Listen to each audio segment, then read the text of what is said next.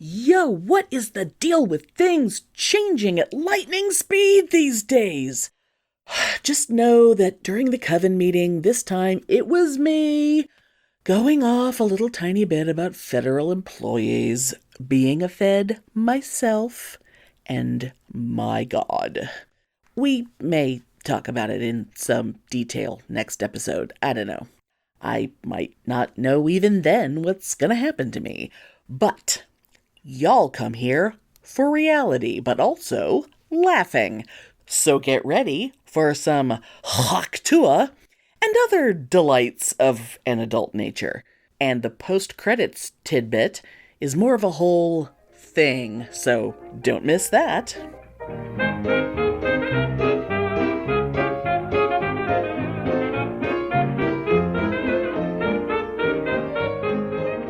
Welcome to Pitney and Amelia's Bitchin' Boutique. We may be awful, but we're right. right. Well, it's very important that I don't cough as much as I have been, so I'm having a beverage. Oh, I see you have your Joni Mitchell mug. Yes. Yes. I am drinking out of my normal little stainless steel thing with the metal straw. But the important thing is that I'm having an alcoholic beverage tonight. Oh my God, that's scandalous for you. I've had a week. And, Oh my God, but what is it? It is, it's kind of Black Russian-ish. It's chocolate liqueur and Kahlua, and I didn't do any vodka this time, and just some Diet Coke and a whole bunch of the really good Sonic ice. That sounds fabulous. Oh my God, Yes. I'm so scandalized because that's not like you. And this is a big fucking cup. I mean, it wasn't full or anything.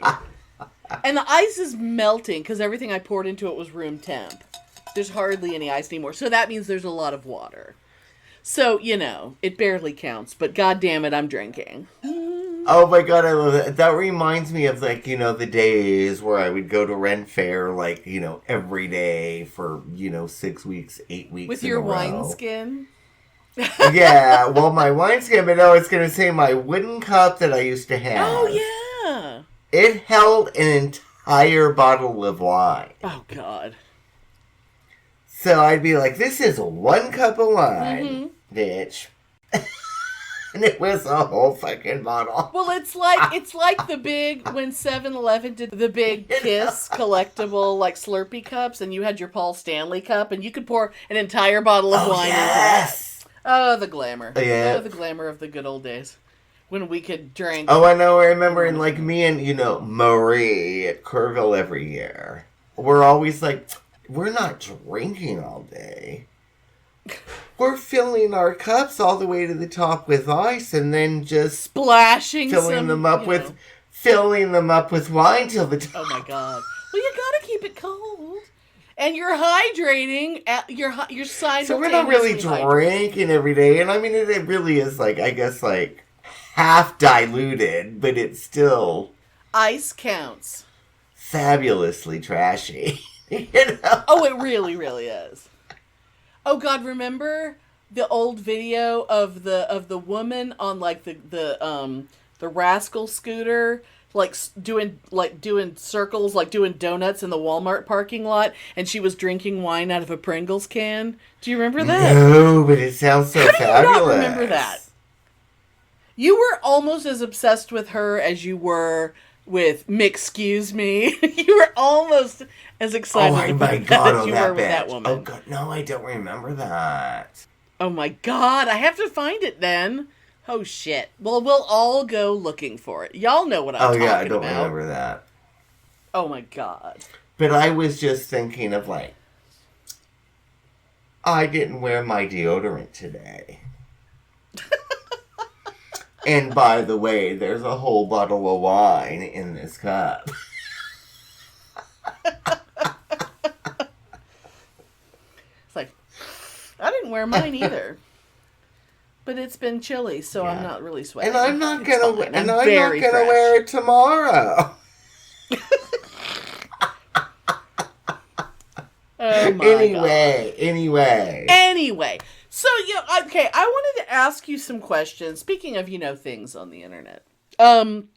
So, this has been bugging me for a while, and I just, okay, neither of us have, the amount or even quality of sex that we used to have, like, say, in our 20s.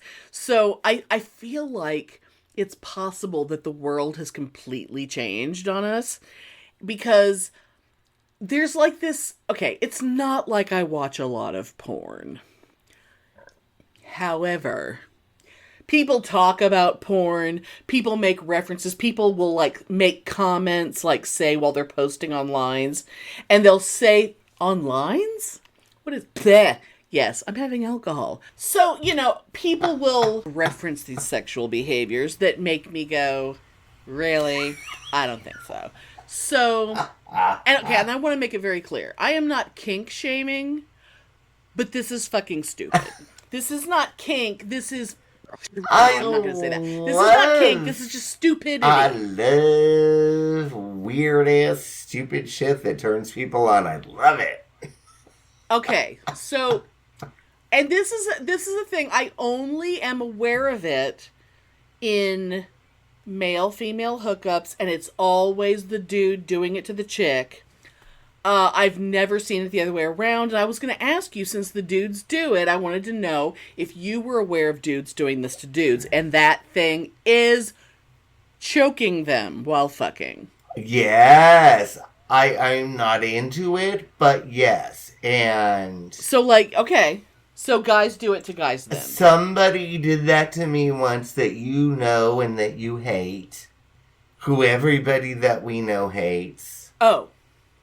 Okay. Who I will say the name and you'll bleep it out. Yeah, that doesn't surprise me.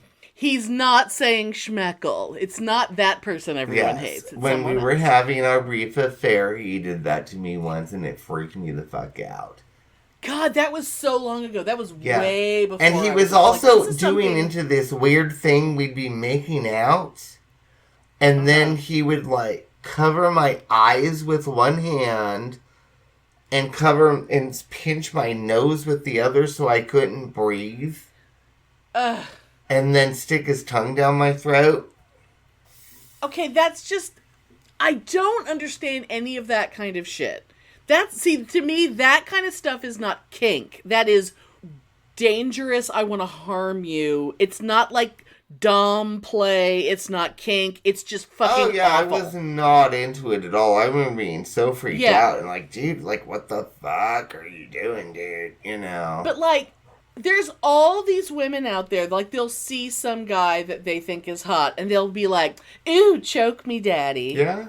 And it's like, I understand the people who autoerotic asphyxiation. I know that is I was just going to say that, but I guess that's kind of something I've never done and I never will, but I understand how it works. I guess. I understand how it works. I understand that it's a thing, and that's not something I have a problem with. The problem I have is... And every time, because I've looked, because people talk about it, so I go looking, and it's some tiny woman, on her back, and some guy's pounding the hell out of her, and he is, leaning in, like he's putting his weight on his hand around her teeny tiny neck. Yeah. And I'm sorry, it's like, even if he's just gently placing his hand on her neck, I don't understand the point of it. Like, there's no way she is getting pleasure out of having her trachea crushed. Oh, yeah, it's just some rape fantasy macho fucking bullshit. See, and I think guys have rape fantasies, but guys want to think that women do, and I've explained to so many guys, if you're talking about rape... The woman is not fantasizing about it because the whole point of rape is she doesn't want it. So only the guy can be fantasizing about that. We're not going to go in detail with this, but I am a sexual abuse survivor. Yep. So I am so way not into anything like that. Yes. Absolutely. And the thing is, it's not like it's a handful of people. It feels like there's an entire generation of women who apparently all of their young porn exposure involved choking. So it feels like that everyone of a certain age group is into being choked by some dude. And I just find that absolutely repulsive, and I swear if you think you want that, you need to examine what is going on with that makes you think you want someone to try to kill you. And I mean, I don't know, I have never tried the auto asphyxiation form of masturbation. Yeah, no, and apparently it can be like really exciting, but like really like, how good can an orgasm feel? I mean, give me a fucking break. I mean, don't risk your life holding over your it. breath, holding your, like, at least for women, we have this tendency to hold our breaths a lot of the time. But when we learn how to not do that and how to actually breathe while we're having an orgasm, we realize, oh, having blood flow in all of your body actually makes it feel better. And it'll last longer and it'll generally be better. But a lot of us get so like when it's happening that we forget to breathe. Yeah. And that's why I kind of understand the appeal of the asphyxiation thing. But that is not a guy crushing my windpipe. Yeah, no. And I don't have control. And especially when he's doing that, if he's like actually choking you, you cannot make him stop unless he wants to stop. So I mean, it's just dumb. Oh yeah, and like I said, the one time it happened to me, it freaked me the fuck out. Yeah, that just really, I mean, although honestly, that guy, honestly not surprised. Well, yeah, that's just one thing. Consider the source. Considering, I'll just say one thing. Without saying the guy's name, I will just say that he had a thing about fucking guys who had the same first name as him. Oh, yeah. Because he loved nothing more than to yell out his own name while having sex. He actually stated that. Yes. Yes, he was not kidding. 100% true. And, I mean, just imagine that. How much of a sick, self-centered asshole you'd have to be that sort of thing was like, oh, it's so great to yell out your own name while you're fucking. He was horrible. Let's go on. Hello, twisted humans. Do you find yourself wanting to know more about the latest murder, conspiracy, cult, or haunting? Then this is the podcast for you. In 1952, there was a record high of UFOs reported. 1,500 sightings. There has been evidence of human sacrifice, devil worship, and it is haunted by more spirits than can be counted. A family of 2 adults and 2 kids reportedly saw a giant flying thing with glowing red eyes. And meanwhile, the family's nanny that helped Veronica to care for her and Lucian's children was found bludgeoned to death in the basement of their family home. I'm Alicia. And I'm Sierra, and this is Twisted and Uncorked. Okay, there is another thing that is sexual in nature. But first I want to ask you a question, and I have the feeling that you probably don't know who this is, but this is going to kick off the thing. Okay. Mr. Pitney, have you heard, or are you aware of, the hawktuah girl? No. Honestly, no. Okay. Okay, so I cannot describe the thing that made her famous in completely correct detail because I saw it once and I rolled my eyes and I never saw it again. But, so, like those kind of like, it could be spring break, it could be down at Bourbon Street, whatever, like someone has a microphone and they're asking random drunk people on the street questions. Yeah. And this drunk bitch, like, college age. I'm going to say, young enough that she probably shouldn't have been drinking. Which makes her already fucking lame and her opinions irrelevant. Oh, it's not even about opinions. It's about what she said. And the fact that this made her... okay. You're going to be so mad when you find out. Oh my god, I'm dying. Okay. So, I guess they asked her something about, so how do you suck a dick? Okay. Or whatever. And she said, and I'm completely paraphrasing, you gotta spit on that thing. You gotta give it the hawktuah. And then blah, blah, blah, whatever she said. So, here's the thing. So, I mean, I'm sure she has an actual name. Her name is not hawktuah. But, like, for weeks, like, trending on Twitter and whatever, like, hashtag hawktuah. And I'm like, I don't know what that means. Is it a kind of a bird? I don't know, because it's hawktuah. And I'm like, what are people talking about? That was how I found out, because those two little words were trending forever. And the thing is, bitch started being brought on to, like, late night, like, comedy shows. She was on talk shows. She started doing a podcast that was huge-ish for a minute. Like, people were listening to her podcast. As someone who's been podcasting for nearly 9 years, it really pissed me off that dumb hawktuah skank was just handed a podcast, and I'm sure she had a whole staff, like producers and editors, and she had all these people, and all she had to do is show up and be like,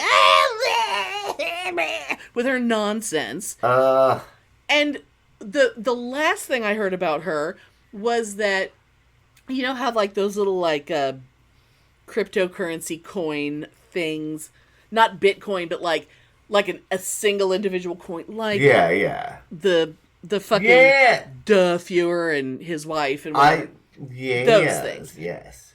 So she, and the thing is, like, I had mixed feelings about it, because she released a virtual coin, and it was like this big, like, countdown to the release of my coin, and I'm thinking, who gives a shit? You're nobody. Those coins are literally nothing. Of, like, the cock-sucking coin. I don't know, because they're not real. They're not real anyway. But what was kind of amazing about it was that she sold so many of them so fast that they instantly crashed in value. So everyone who bought one lost, like, they thought they were going to make money, and they did not.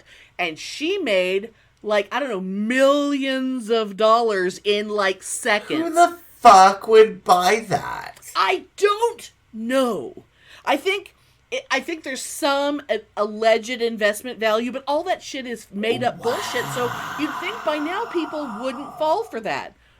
But, like, she made, and then people were mad at her because she made money, but the people who bought them from her didn't make money. And I'm like, if I sold you something, it's up to you to buy it. I'm not making you do anything. If you want to give me your money, that's up to you. But I don't owe you shit. So this bitch was famous for going hawktuah, because she made some weird claim about how to suck dick. Which I will get more specifically into. And then she sold coins. Yes. And it's just, and I will... imaginary invisible coins that don't exist. But she made, like, millions of dollars in, like, a matter of minutes. And I can safely say, in my life, I've probably sucked over 200 dicks. I think that's a fair estimation. And I do not regret any one of them. Because you really enjoy that. But every fucking one of them loved every minute. And I never had to do the hawktuah, bitch. Well, that's the part I don't get. I don't understand. And I will say this also in porn. I have seen spitting on dicks, and I've also seen men hawking enormous loogies onto women's undercarriage areas before going down on it. And it's like, Is the idea that you enjoy re-ingesting your own phlegm, is that what's supposed to be sexy about that? Maybe it's a degradation thing, because, like, spitting on somebody or spitting on something is automatically, like, a degradation? I don't know. That's an interesting thing. I don't know. But then you're the one who's sucking it. Like when a guy goes, on a woman, and then the next thing he does is apparently he's licking it right off of her. Like, I don't know. Who is being degraded in this? The guy is licking up a loogie. The woman has nothing to do with it. It's so interesting because, I remember... It's also, I should point out, it's not for lubrication because you're not spitting and then riding it. You're spitting and then putting it in your mouth. Yeah. It's really interesting because I do... Anyway, I remember back when I was working at Ross, back in 1988... Oh, Lord. Back when you could wear little girls' clothes from Ross Dress for There Less. was this guy who I talked about on the podcast before that would come and harass me all the time. Oh, right. The guy who... He would literally... He would threaten to kick my ass. He would beat me up. He literally would spit on me one time. He was like... Anyway... Fucking asshole. But that was angry spitting. Yeah. But I remember, and this guy that would harass me was this skate punk. And I was a goth, Right, which is the natural enemy of the skate punk. This guy, Andy, that I was friends with, I said, who was friends with, the asshole. And I was like, I've always had this fantasy because he's obviously such a closet queen. Yeah. And he's obviously just in love with me because why would he harass me and care so much? So I totally just want to suck his dick and make him come in my mouth and then spit it on his face and then punch him in the face. Okay. And my friend Andy thought that was the most fabulous thing ever. And I think that's kind of the same thing that's going on here. I mean, I don't know. Because these are people who are, and also the hawktuah girl, these are the people who are just there having sex with someone and they're spitting on the person they want to have sex with and then they ingest their own spit again. So I think it's like a power over thing. But then licking up a loogie is so nasty, whether it's your own or anybody else's. It's just so weird. I think if anyone who's listening understands what the fuck that is, please explain it to us, because we might just be, this could just be yet another thing like the choking that the young people are into. I don't know. And I also don't think that, I'm sorry, dick sucking is something that only a man should do. But that's just me.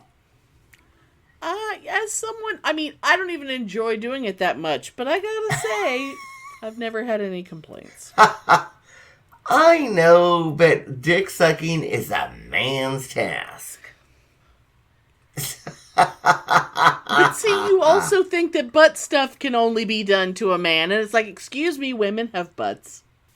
And honestly, a dick it's not a fucking Rubik's Cube. It's very easy to pleasure a man. Yes, it is. It's hard to do it wrong. Yes, yeah, you're right. Teeth and squeezing too hard, sure.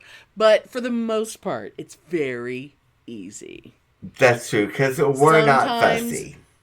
Sometimes the guy doesn't even get his shoes off before it's all over, because men are very easy to entertain in that fashion.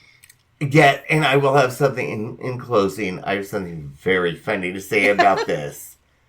This is a true story. This guy that I'd hooked up with once on gay.com. We have some more beverage. And it was just like, it wasn't a one-night stand. It was a 15-minute stand, right? Oh, best kind. But me being me became obsessed with him because I thought he was really, really cute. Yeah.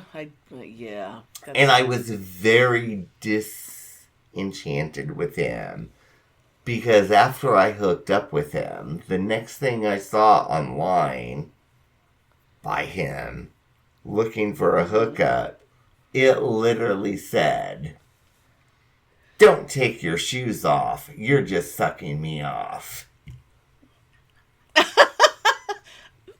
You don't think that's kind of fabulous? It is hilarious. It's absolutely hilarious, but it broke my heart because You had, 10 minutes before, you had just sucked that guy off? I had, within 15 minutes, I had fallen in love, and I had this total, we're gonna get married, and we're gonna have a house in the country, and we're gonna have horses.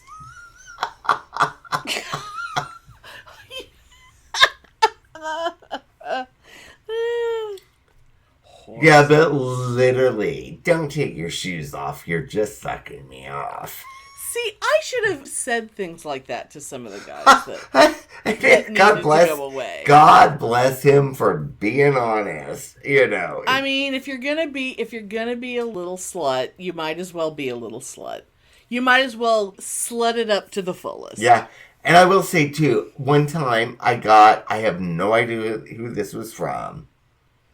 I literally got a message on Men for Sex Now, which does not exist anymore. I was going to say, was that an app or was it a .com? It was an app, yeah. It literally does not exist anymore. But Oh my god, it's not the guy who wanted to be your toilet. No. I still have a recording of you telling that story. Oh, God. But yeah, I literally got a message. Deep canal. And the message said, "Fuck you, asshole. I want that cock." Well, that's an interesting approach. But the thing is, if I said that to a man, he'd be like, "Oh, she's great." I mean, as long as we want the cock, they really don't care about the rest. So fucking funny. Oh my god. Fuck you, asshole.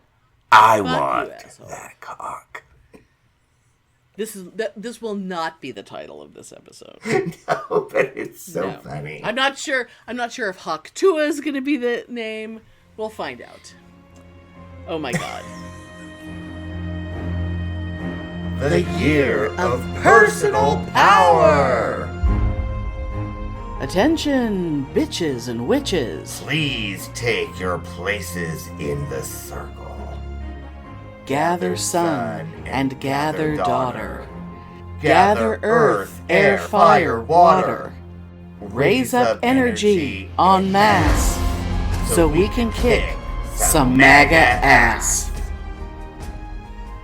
It is now the month of February 2025, for those of you who don't know. And as the wheel of the year is turning, we are going from the Sabbath of Yule, or midwinter solstice, to the Sabbath of Imbolc. For those of you that are not familiar with the term, it's Imbolc, Imbolc. Imbolc is a time to celebrate the return of life and light. At Yule, if you will remember, we welcomed the returning strength of the sun as we left behind the negatives and the longest night. We welcomed the returning sun even though winter was not over yet. In fact, it was barely beginning. But Imbolc is the time when we start to see and feel the sun more than we did before. We see the grips of winter finally relenting to the coming of spring. But winter and the underworld have parallels. They show us how to wrap ourselves up so that we may look inward on ourselves to lay the groundwork for change. Change that can only come from within. Just as a caterpillar senses the need for change, so too did winter come for us to teach us to wrap ourselves up and look inward.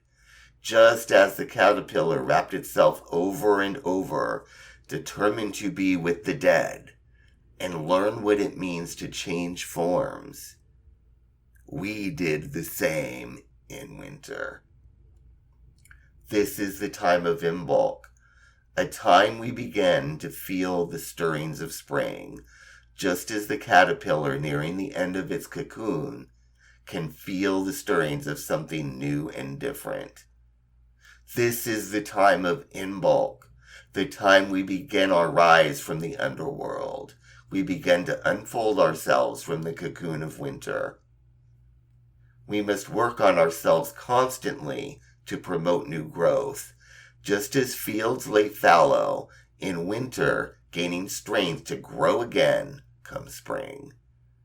This is the time to plan, to prepare, to weed out that which is not needed in our life of growth. Amidst the cold and dark times that remain during Imbolc, this time signifies endurance. It is a time of adversity and scarcity, where we may encounter the weakest parts of ourselves. We encounter that which makes us fragile, uncertain, despairing, and fearful. We encounter these many things in the dark, and we have a hard time behaving like we can endure. But it is in understanding these encounters that make us realize our strength and resilience. The intention for this episode is to be aware of how even small things can have big impacts. A nasty word can immediately cut to the heart and cause long-lasting pain. And a kind word or deed can instantly lift you or others up from the depths of despair. A helping hand at the store can give someone a mental boost, and a horn honk can send us into an anger that lingers. Let's be mindful of these things in the next couple weeks. The affirmation I have chosen to manifest this intent is, I am kind to myself and others. Say this to yourself as often as you can and lighten the load. I am kind to myself and others. Get inspired!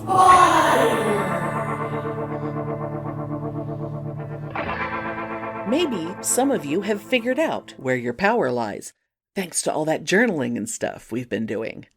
Now, if you haven't yet, keep trying. We'll all get there.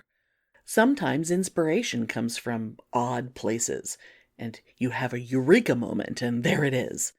And sometimes it was right in front of you, and you failed to see it as something powerful, because it was such a little thing. But does small mean insignificant? Not at all. Smallness only refers to size. Insignificant means it's unimportant, without meaning, without consequence. Now, I could get all Star Wars on you and bring up that scene where Yoda says, "Size matters not. Judge me by my size, do you?" But that's not quite what I'm talking about. I just kind of wanted to do my Yoda voice.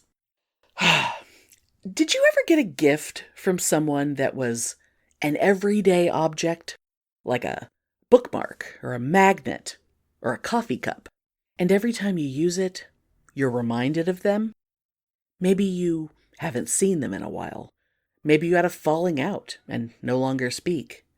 Maybe they're just gone forever. But you reach into the cabinet to grab a cup for your coffee, and there it is. And you smile, and you get a tear in your eye, just for a second. They chose it, just for you. They knew you'd like it. The color, the shape, the funny saying on the side. Whatever it was, it reminded them of you, so they wanted you to have it. And now it makes you think of them. Anyone else looking at it would think that it's just a coffee cup. But it's so much more. When they gave it to you, they didn't know that years in the future, just holding it in your hand would make you feel this way. But here you are. It was such a tiny little thing, but not without meaning, without importance or consequence. In The Hobbit, Gandalf the Grey said, "Saruman believes it is only great power that can hold evil in check, but that is not what I have found. I found it is the small, everyday deeds of ordinary folk that keep the darkness at bay. Small acts of kindness and love." Look again at your journal with fresh eyes. Look again at yourself reflected in the things you've written. See that? Judge it by its size, do you? Nah, not anymore. Take action. I thought this week I'd let you know about some stuff that I've witnessed since the inauguration, and some things that I'm doing. Little things that do a hell of a lot.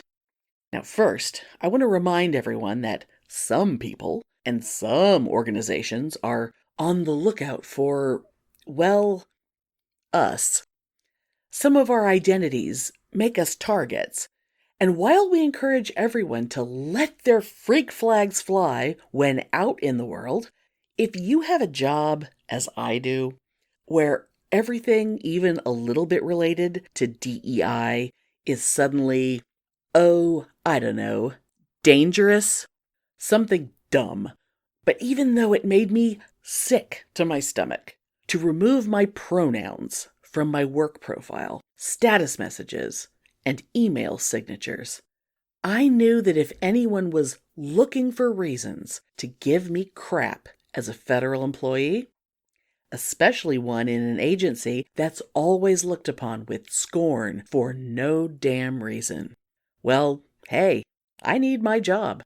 And the country needs federal employees who take our oaths seriously and are loyal to the nation as a whole, not some rich assholes. And I made my personal social media completely private and changed my profile and cover images to be quite generic instead of the political stuff that's usually there.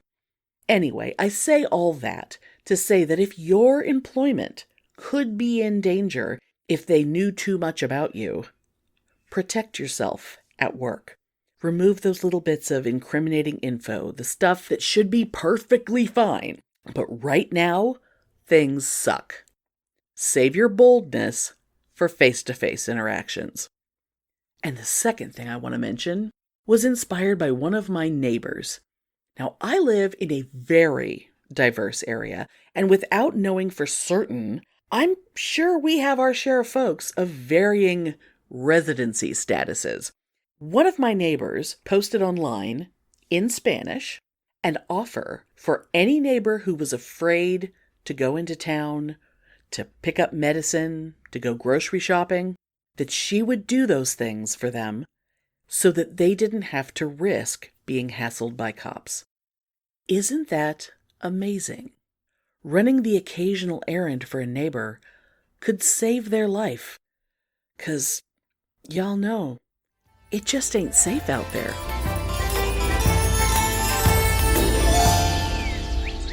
Touch grass.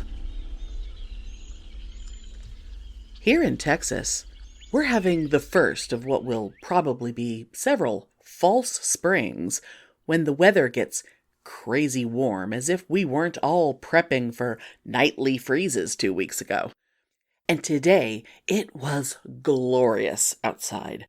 So after being cooped up and miserable for a while, I had the urge to sit on my back patio where it was 75 degrees and not a cloud in the sky.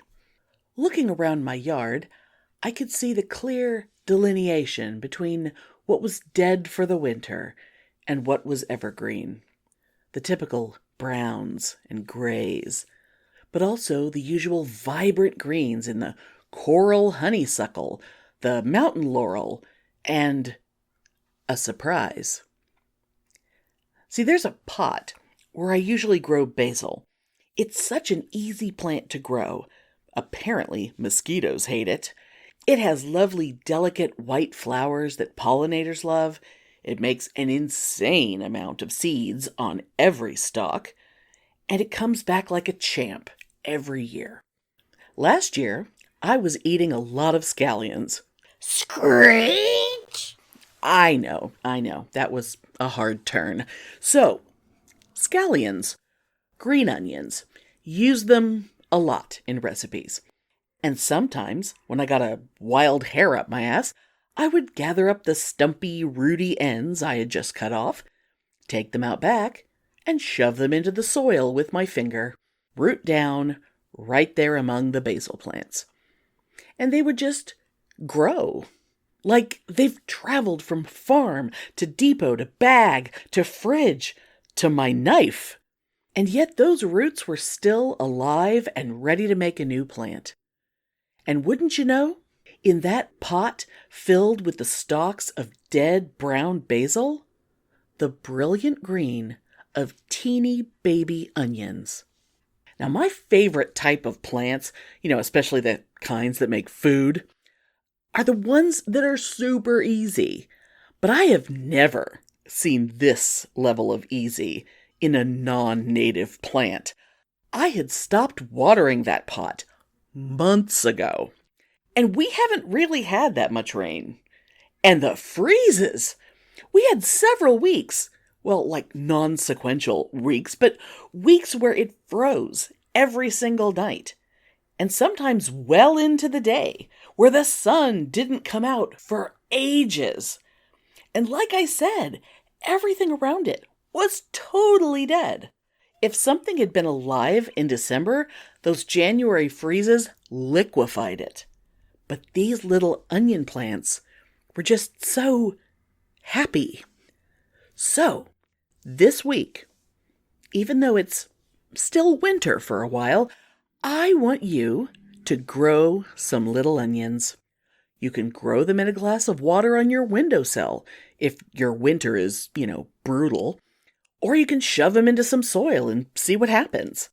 I'm linking some articles with info and instructions, so don't worry if you think you don't know what to do. What's important is giving yourself a little reminder of the springtime to come.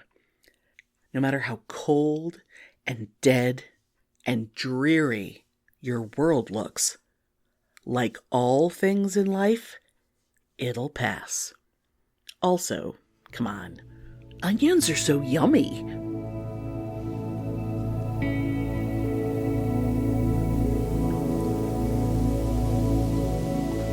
Reflections and journaling. This segment of Reflect and Journal is going to be a little longer and more involved than usual, as I'm introducing a new element that will be our focus for the next couple months. Bear with me. It will be worth it, I promise. The wheel of the year is turning as always, and with the coming of Imbolc begins the season of the element of air. Air is just what it says, all around us, constant and constantly moving. It represents flow and communication, the mind, intellect, and clarity in times of trouble. It is very literally life itself and the result of the coexistence of us humans with all of the natural world. I always find it useful to be aware of air through breath, smell, feeling the wind coming off the ocean. The old adage, a breath of fresh air, is very much a source of emotional and spiritual renewal if you allow yourself to be open to and mindful of it. Air is also flight. Let your imagination soar when you quiet yourself to enjoy a pleasant smell, or sit with eyes closed to feel the breeze. Let your creativity motivate you when you lose yourself in a piece of music, because sound is part of the element of air. Visualize yourself flying, coasting on the wind, and see where your mind takes you. Air is all around us, constantly stimulating and giving us vitality. Air is a primal element, and like the others, it also has the power to destroy. Think tornadoes or hurricanes. Nature, thus the elements, give life, but also have their jobs to tear down with the purpose of building back up after making room for the new. An apt consideration for the acknowledgement of this aspect of air is to look at any of the sword cards in the tarot.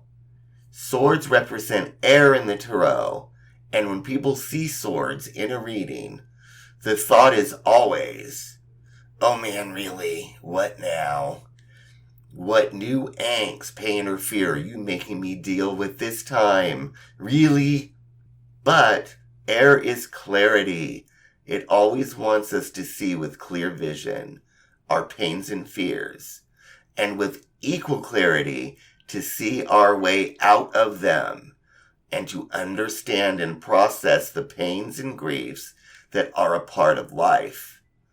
Swords cut through the crap with precision, and the endless ebb and flow of air always brings us to a new way to look at things, and brings us a new way to rebuild through being conscious of a gentle breeze of hope. So this time around, when you have time, I would like to ask you to get out your journal and write about your relationship with air. What lesson can it teach you with clarity? What flights of fancy can it take you on to enrich your life creatively? Burn some incense or a scented candle that appeals to you. Maybe put on some music. I would recommend instrumental music to let your own mind find the lyrics conceptually as you write. What can air teach you that you need to know in the here and now of your life? Don't think too hard. Let it flow. Air is intuitive and insightful. See where it carries you. Blessed be, and always feel free to share your insights with an email.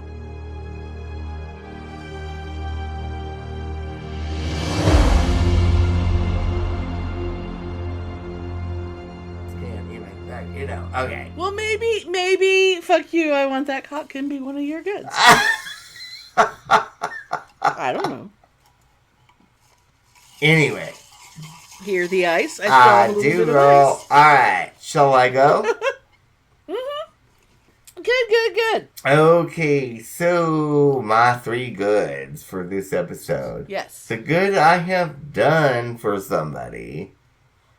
And I hope I don't get fired for this, because I technically could, but nobody that works for Target is going to care. Exactly. I think I told you this story. But I maybe did not. And it's actually a couple weeks old, but still what I could think of. There was this kid that came in. He must have been 15 or 16. Like, fucked the fuck up. Oh, no. Like, slurry walking. Just fucked the fuck up. Yes. He was obviously frightened. You think someone, spiked something? something? Yeah, he came up to me and he was shit in the system he didn't know about? Where? Wait, and I'm trying to think of the word that he used. It wasn't rehab. It was... Oh, detox. Where can I get the detox? And I'm like, what? You're not going to find it at Target, detox, dude. I need detox. And I'm like, what the fuck is going on? Right. And he was so fucked up. Yeah. But anyway, he had done heroin. Oh, God. Which was probably laced with fentanyl, because we are in the age of fentanyl. The era that we are now in, and that, you know what I mean. Anyway. Like heroin isn't and I was strong like, enough. do you Oh my God. mean Narcan? He's like, I don't know what that is. I know there's something for detox. And I'm like, you need Narcan. He has to go to like the emergency I was room like, or you need something, Narcan. probably. So I took him over. It was locked up. I unlocked it which really fucking pisses me off. The Narcan at Target is locked up, and it's like, well, what is it? it will reverse an opioid overdose. But that's an over-the-counter thing? Now it is. God, that's amazing. Now it is. I had no idea. Yeah. I think it was $36.99. I think. But it was something like that. And It's a good thing to have around. I like, unlocked it and gave it to him, and it was like, oh man, anyway, he couldn't afford it. Well, probably. And I was like, dude, get the fuck out of here. Just take this, get the fuck out of here. And he put it in his sweatpants. Aww. And he got the fuck out of the store, and I hope that had a happy ending. Oh, right, yeah. And if I am being listened to by Target corporate, I could get fired for that, but fuck you. Hey, they can't prove it actually happened. But fuck you, Target corporate. That was for a Theater good of cause. the mind. And yes, I let a kid. Completely fictional. It didn't actually happen. And Pitney did not give anything away for free. And yes, but an ODing kid, I let him have what he needed. And well, yeah. I mean, come on. If they want you to pay for it, you can do that later. But I will gladly pay for it. Yeah. In fact, you would have just handed him the money for it, except that he wouldn't have been able to figure out how to pay for it. Oh my God, anyway. he was so fucked up. Yeah. I mean, I was like actually scared for him. It was like... Yeah, totally. Because he couldn't have been like 16, 15. I mean, it was really sad. Oh, man. Poor kid. Anyway. Oh, man. So my good that's been given to me. Mm-hmm. My friend Laura came over the other day. And we hadn't seen each other in a while. You know, it's like, you know how it is. You talk to people and it's like, oh, we're going to get together. And then you never do. Oh, yeah. And she was like, well, I'm going to bring over your little Christmas package that I had sent for you, right? That's been sitting around. Yeah, and I was like, oh, okay. Yeah. Anyway, so she came over and she's like, well, you got your package. And I was like, oh, awesome. I didn't even think about it. And it was like this little thing, and it was like, you know, a bunch of candy and blah, blah, blah. And she's like, no, you need to open it. And I was so excited because it was a silver Lincoln Park keychain. Okay. Like tucked inside under the candy? So excited. Okay. So that was something good that's been given to me within the last week. I mean, I wouldn't even think of giving you that because I would have to think about Lincoln Park. Why would you think about But she's a Lincoln Park fan. Right. She's a Lincoln Park fan. So, yeah. So, and this is what I think you're going to laugh at. But I'm totally sincere. Am I good? I, for whatever reason in the last week, have discovered and become completely obsessed with Rob Zombie. Like, just like his music, not his movies. I don't like his movies. They're too violent for me. I can't stomach his movies. I've never actually watched one, but I've thought about doing the House of the Thousand Corpses. I cannot stomach it. I've watched I don't want to say all of them, but maybe I can't stomach his movies. Even I hope you didn't the watch Halloween I heard it was movies. terrible. And you know what a Michael Myers fan I am. I cannot even I cannot hallow his Halloween movies. Okay. They're too but my god, the his music, White Zombie his music. Is music. that what his band is? Oh my god. Okay. because I had White Zombie albums when they were out, but I've been listening to Rob Zombie's solo records. Oh, okay. I didn't even know I you am had obsessed. That shows you how much I pay attention. I'm obsessed. Okay. Oh my god, that's all I've been listening to. How can you? So you've put aside the Wayne Newton for a moment. I actually considered putting up the Wayne Newton, but yeah, it's fucking Rob Zombie because I have been listening to that so fucking much. Oh my god. Oh my fucking god. You have no idea. See, you're listening to Rob Zombie, and I'm over here listening to, both the Wicked movie soundtrack and the Wicked cast album. It's like I'm in a Wicked phase. But, okay. Yeah, that is... I mean, I'm not laughing, but I'm just kind of like... Oh my god, yeah, really? I am just... Oh my god, I cannot believe that, I've lived this long without knowing his music. So, are you, thoroughly into it? Or you think this is just going to be I don't know. Like There's, he has a fuck ton of albums out. Oh, God. Yeah, I don't know. And so I started listening... Okay, so it's funny, because I will not make this long, but... So, but your good is Rob Zombie Rob solo Zombie stuff. solo That's stuff. the good.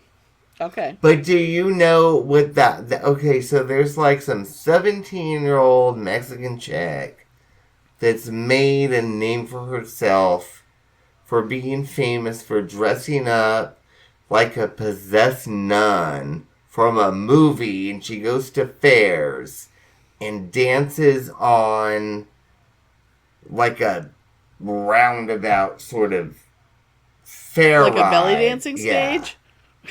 Okay. And no idea. anyway, it's this 17-year-old girl in Mexico that's made herself really famous for dressing up like... Oh, she's actually in Mexico like a possessed nun. The first time it was just like a TikTok clip. I saw her dancing to Dracula by Rob Zombie, which I'd never heard before. And this chick was such a fucking freak. I really thought that this was the actual video for the Rob Zombie song. Oh my god. And I did not realize it was a 17-year-old girl. I honestly thought it was a drag queen. Oh, wow. Okay. But that doesn't even matter because I became obsessed with that song. I listened to the album that song was on. Okay. And then I started listening to her other albums, and now I'm a totally hardcore Rob Zombie fan. Oh my god. Okay. And it's the best thing that's ever happened in my life. Oh, I doubt that. I really doubt that. Next to Wayne Newton. Next to Wayne Newton, of course. And next episode. Nothing could ever beat watching that Branson concert on TV where he sang MacArthur Park with the and rain. then it rained on the stage as he sang about someone leaving the cake out in the rain. So dramatically. Oh, Wayne. Oh, Wayne. And maybe next week we'll talk about this.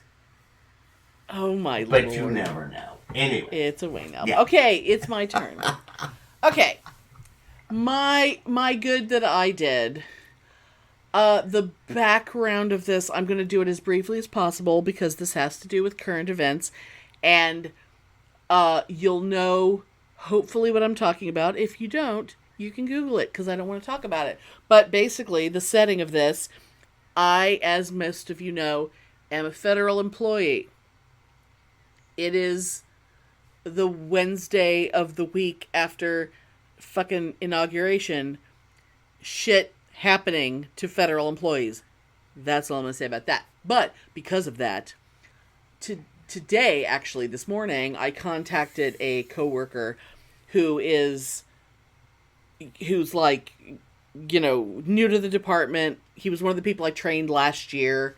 And he, you know, if assuming everything goes normally, or back when things were going to be normal this year, I had picked him to shadow me on a huge project that I do every summer and that I work on. And it's a very complicated thing that other people look at what I pull off every summer on this project and they can't believe that I can accomplish what I do. And I'm like, it's just about being organized and actually doing your work and not whining about it, just fucking doing it. That's how you get that much work done. But I was going to teach him that project and show him how I organize everything and how I keep track of everything, because it's so huge. Because there's so many moving parts. At any given time, you have to be able to know, where is this course? Where is this piece? Where is this? Where's this? How far along are we on this? Because there's so many pieces.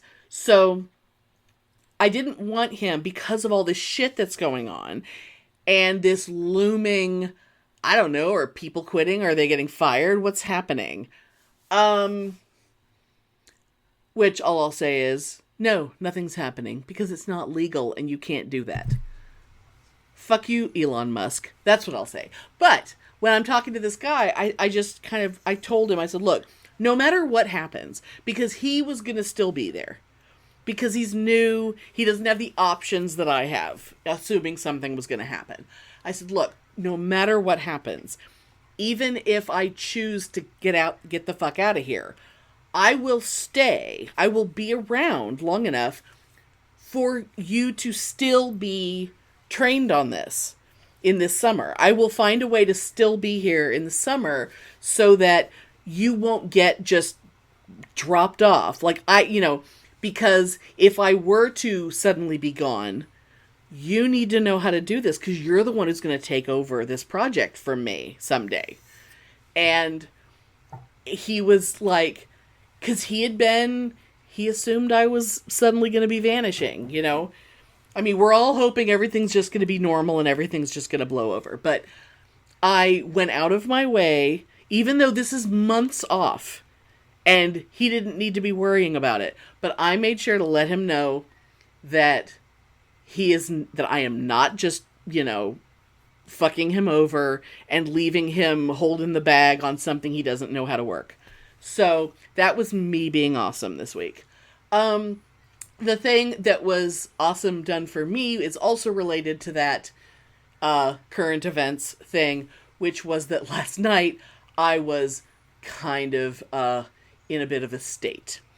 And Philionel. I think last time, I also had the thing that was nice for me was by Philionel. Aww. He really had the ability to just kind of keep talking to me and just keep reminding me that things were going to be okay. And even if the worst possible situation, we were still going to be okay.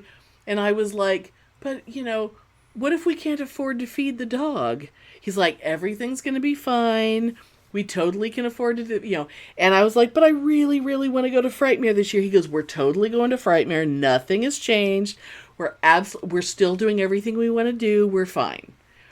And like, I asked him specifically for a hug. I'm like, I really need a hug before I go upstairs. And he just stood there hugging me for a really long time until I was all better. And that was really, really good. Oh, and of course, that makes me so happy, because I don't know, was it yesterday or the day before? Remember, I had a long phone conversation with Philionel. I think it was probably a couple days ago. Yeah, because I called him because I just wanted to talk, like, gaming business. Because we have those, you know, our geeky gaming talks, like, once a month. Yeah. Oh, that makes me so happy. Yay. Yeah. because he knows that he is married to a crazy person who has a lot of emotional neediness, and he was just like, nope, come here, nope, we're good. And one thing that was actually very cute, just on the side, when we were still sitting on the couch, and I was talking, and I was obviously very, very upset, Loki, our cute little giant German Shepherd that we're fostering, he was on the other side of the room, and he was just watching me, and he obviously sensed that I needed some doggy kisses. Aww. And he just walked over to me, and he didn't jump up to me. He sort of has this way of sort of 1 foot at a time just walking up my body, and he puts his paws on my shoulder, and he kisses my face. They know. And it never lasts very long. They know. They're very intuitive. He's such a little schmoopy boy who loves to hug me around the neck and give me kisses. You're loved, and I love you. Aww. And, there's a part of my brain now that is fantasizing about resigning and just fucking off and having a whole new life. It's not going to happen, though, because everything's fine. Okay, my other thing, though, the general goodness is, and I had, it's like I wasn't sure what I was going to say. I wasn't sure if I wanted to talk about a movie we watched the other night. I wasn't sure, but then I was listening to a podcast today, and they were talking about, like, Oscar nominees, and someone mentioned Isabella Rossellini, and that made me suddenly remember that I don't think I've ever talked about this movie on the show, and so I'm just going to say, because they were saying, oh, she should win an Oscar for blah, blah, blah, but she only had 2 lines in that movie. Oh, whatever, she was great. And it made me think of Isabella Rossellini's part in the film Marcel the Shell with Shoes On, which she plays like the grandmother Shell, like Marcel's grandmother. Okay. And it's fucking Isabella Rossellini's voice coming out of this little animated, like an actual, like a little shell with shoes and with like an animated mouth. And I just gotta say, if you don't know what I'm talking about, everyone go Google that. And yeah, because I completely do not. It started out as some little short films that Jenny Slate and I guess her husband, made. I think at the beginning they were making them during COVID, and it just they just kind of went viral. And it was just like she had this idea of sometimes people will just have like a little shell that's like in their drawer or sitting on a shelf or whatever. And she was like, what if a shell was like a little creature that, you don't normally see it moving around, but when you're not there, all the little shells and little cute, random things all over your house, not like Toy Story or anything, but they all hang out together and they make friends with like the neighbor's cat out the window and whatever. And it turned into this whole feature-length film about a shell with shoes, a tiny little shell with shoes, and Marcel's exciting life. And that movie is so good. It's adorable. It's funny. It made me cry a whole lot, good. Multiple times. It's fantastic. Everyone needs to see Marcel the Shell with Shoes On. That is my fabulous. I've never heard of it, but I'm going to look it up. It's the cutest thing in the fucking world. It is so unbelievably cute. Yeah, and when I said good, it's not because you were crying. It was because something exists that can move us to cry. Do you know what I mean? And yeah. I don't cry normally anymore. That's something that I've been really realizing lately, is that my emotions for the most part range from angry to anxious, and there really isn't a whole lot else going on. And last night I would have done anything to cry, because I could have gotten shit out and I could have felt better. But I was telling my therapist about that today, that why can't I cry anymore? But what I'm going to do is I'm going to make myself watch sad movies as often as possible and make myself cry. But in the meantime... Thanks for listening. If you enjoy our show, please take a moment to rate and review us wherever you listen. If you send us a screenshot of your review, we'll send you a Bitchin' Boutique sticker. Everyone loves stickers! Please subscribe or add us to your favorites wherever you get your podcasts. Subscribers get new episodes first and are also more attractive.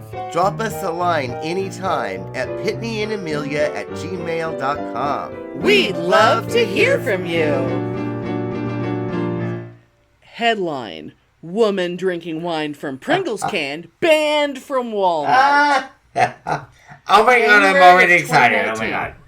I know! January of 2019. Wichita Falls, Texas. We know where that is. Police in northern Texas say a woman has been banned from a local Walmart after she spent several hours driving an electric shopping cart around the store's parking lot while drinking wine from a Pringles can. I mean, nothing. That has everything. Oh that my god! Everything. Anyway, go on. And then it's like, police tell the Times Record News that Pitney's losing it. That officers responded to a report of a suspicious person around 9 a.m. Oh my god, 9 a.m. Friday at a Walmart in Wichita Falls. And then they explain where that is. We don't need to explain that. Police spokesman Jeff Hughes says the woman had reportedly been riding the electric cart around the parking lot for about 3 hours. So if they got the call around 9 a.m., that means she started around 6 a.m. Oh my god, I want to be arrested at 9 a.m. For being drunk. For drinking wine out of weird thing in a handicap device from Walmart. Oh my god. Now, I believe I have also... Let me adjust my volume so that this can be heard. Okay, I believe that this right here... Wait, this one is 37 minutes. This one is... I'm sorry, 37 seconds. This one's 34. I'll do this one. Oh, I think it's Texas police say a woman was banned from a local Walmart after she spent several hours driving an electric shopping cart around the parking lot while drinking wine from a Pringles can.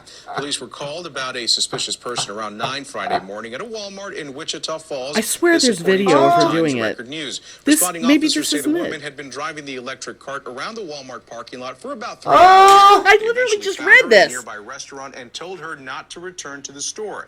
She was not arrested, and her name was not released. Okay, he's literally reading what I just read. Where is... Oh my god, but I can't handle the ecstasy. It's just like so fabulous. Oh my god. Oh my god. I want to do it. Let's reenact it. Oh my god. Do you think she's good friends with, Mrs. Mixcuse Me? Mixcuse me? Oh my god. Oh my god. But anyway, I need to go because I have therapy in 15 minutes. Oh, I just want to say one thing that's going to be the thing at the end. I need to say one thing. Fuck you, Elon Musk, you fucker. You completely useless piece of shit, ugly foreign motherfucker. I hate Elon Musk so much, and I will not, as I told my father last night, I was not raised to kiss the ring of a fucking fascist. Amen, and I say fuck you, Donald J. Trump. Donald Jessica Trump. Eat shit, motherfucker. Fuck you. Ew, I bet he likes eating shit, too. Ugh. I bet he's done a hawktuah. And put it on record, asshole.